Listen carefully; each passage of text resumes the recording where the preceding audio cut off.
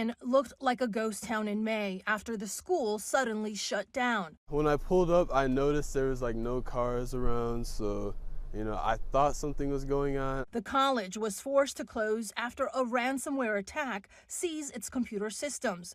The school was back online 2 days later and did not reveal if the ransom was paid. But many companies do give in to hackers' demands.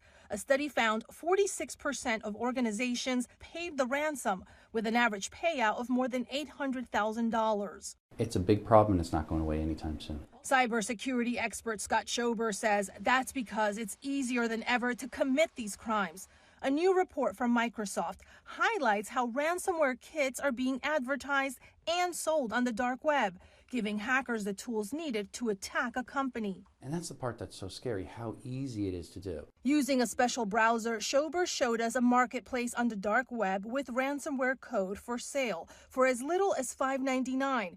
Payments are made in untraceable cryptocurrency. That allows you to remain anonymous so they can't catch you.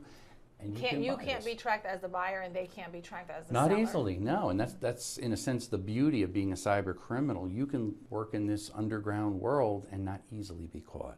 Before deploying, the ransomware hackers have to gain access to an organization's network, which they often get using stolen usernames and passwords for sale on the dark web.